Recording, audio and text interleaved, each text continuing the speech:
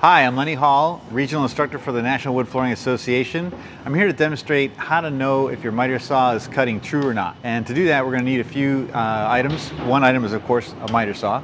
Then we're going to need various pieces of material, any of them as long as they're parallel and straight cut, a tape, the razor knife, which will help us indicate a mark, and if the tool doesn't have its own adjustment wrench, you need a way to make an adjustment to the tool itself. One of the obvious uses for a miter saw is just to cut straight cuts for wall lines, which don't necessarily need to be precise. They just need to be able to cut your material to within the expansion space you're looking for.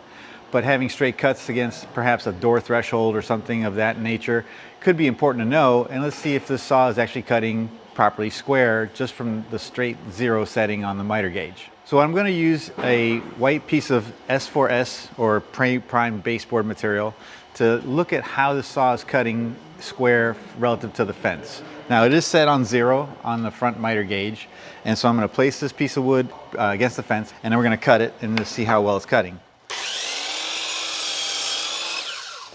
As you see that blade cut through the material nice and cleanly, that's because it's a very clean, sharp blade.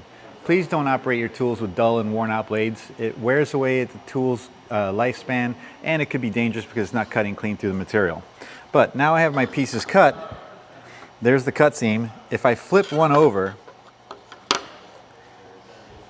I'll be able to tell if it's not cutting square, and you can see that there's an open window over here where I have an open gap and a touch point. The open gap on the flip piece indicates that this saw is not cutting truly 90 degrees. That's going to lead on to how to really true up a saw properly, and we're going to do that with a 45-degree cut on a saw. So my first thing to do is to go through and take a similar material. I'm going to cut 4 triangles with it, and we're going to see how far off the saw is actually cutting. What I have now in my hand is a piece of trimmed off plywood, one straight edge and one parallel straight edge, the dimensions of which don't matter. What matters is that you can get repeated triangle cuts out of this piece of material in order to see how far off and then how to adjust your miter saw. What I'm going to do is put it on a miter saw bed, set my saw to 45 degrees as indicated on the gauge. Just because it says a number here does not necessarily mean that's what's cutting here. And so if I cut 4 repeated triangles, I should be able to make a crosshair with no gaps in it.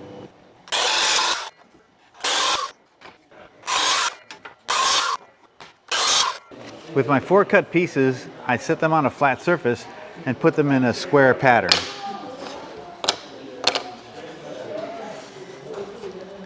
As you can see, no matter how well or how hard I try to squeeze it, I can't get them to come around on a very tight crosshair. That indicates to me that there's an error in the saw, actually magnified by the 8 cuts I made, and the error is, in this case, over 45 degrees. If I were to put the center of rotation down, you can see that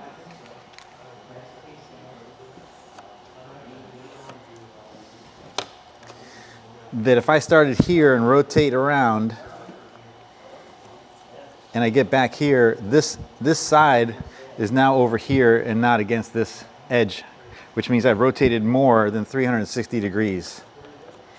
And I need to adjust my saw to bring that back. So this is iteration number 1. I'm going to make an adjustment now on the saw. To make my saw adjustment, I take a piece of tape which will help indicate my adjustment. I'm going to lay it on the gauge material somewhere out of the way.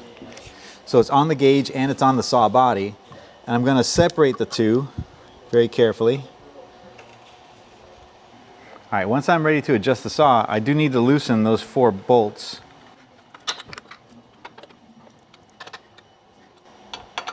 And your miter saw brand will have a way to adjust the miter gauge on a saw. Since what I want to do is to open this angle away from the fence, I know that this blue tape has to move in that direction there.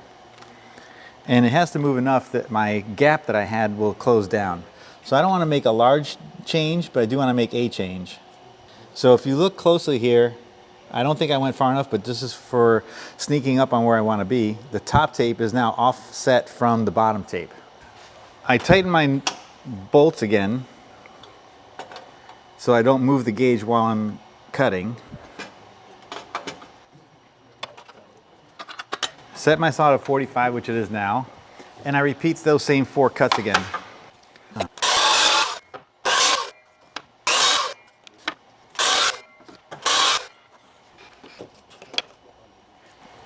What luck. Usually I don't hit it on the second time. So as you see with that small adjustment I made, I was able to close that gap down to a perfect crosshair.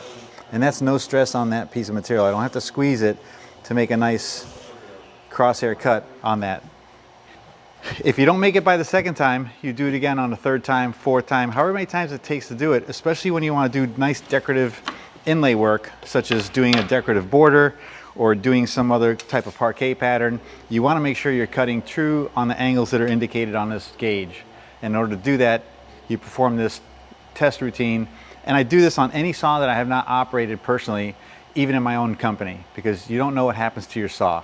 It could get dropped, dinged, it could get bounced around. Even from all the use and vibrations, things can get loose. So it's always good to trust and verify your saws are operating well before you start doing a large project and that you're cutting true.